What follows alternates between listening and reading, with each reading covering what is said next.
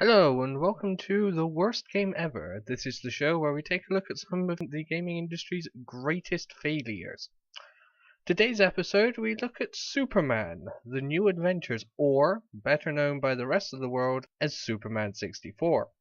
For those of you who were born under a rock or you're 3 years old, Superman is a comic book hero from the DC universe. Over the years, he's appeared in many games, though none of his solo titles have ever particularly sold well. But titles like Injustice and Lego Batman, where he had key roles, were generally well received. In 1999, Superman made his way onto the N64. The game became notorious for being one of the worst games ever made. But what made it so bad?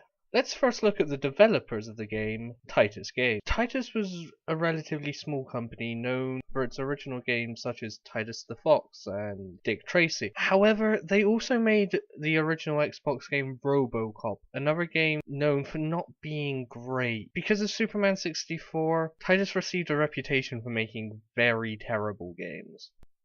Well, none of them were great. So back to Superman 64. The first thing that's clearly wrong with the game is the incredible number of glitches. Here, for example, the player crashes into a wall and gets stuck. Oh, I'm just getting started. Here we see the player fall through the bottom of the world and ends up with no textures. Next, we have a player holding a baby carriage above their head even though it's clearly in front of them. By the way, you're not even meant to be able to pick up the baby carriages at all. But if you pick them up fast enough at the beginning of the level, you can carry them around and even throw them off of cliffs if you're that way inclined. Finally, we have this series of lifts that if you jump at the right angle, you fall through the floor and you can walk out the level. I know. Another infamous part of the game are the ring sections.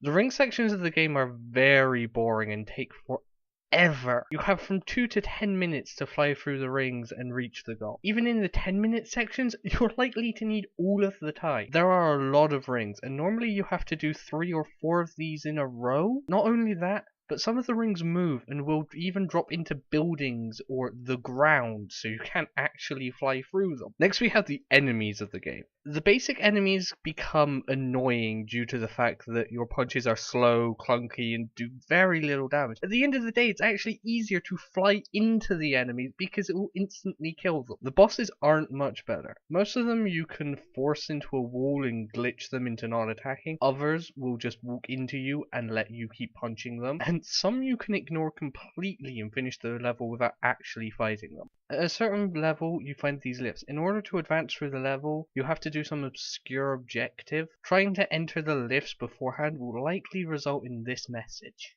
Nor do many of the players who make it this far, but don't worry, we're almost done. We've looked at what makes the game bad, but now it's time to look at the why. For those of you who don't know, Superman 64 was actually based on an animated cartoon. The series title was Superman the Animated Series, original, right? The game draws a lot of characters and ideas from the show. You recognize this guy? He was in an earlier screenshot from the actual game. Many attribute the downfall of the series with the terrible game. However, the series began to lose audience months before the game was actually released. The truth is, Titus were faced with two giants, Warner Brothers and the DC Comics. Both wanted to introduce their own constraints into the game. Titus was weighed down by all the restrictions they had to follow and the criteria they had to meet. In the end, it was too much, and due to this game's terrible reputation, Titus struggled to recover and were declared bankrupt on January 9th, 2005, with a debt of $43.8 million US.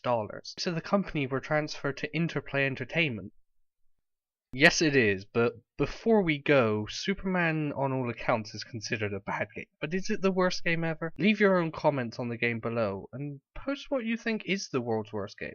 Maybe I'll be visiting that game soon. Until then, I'll see you next time.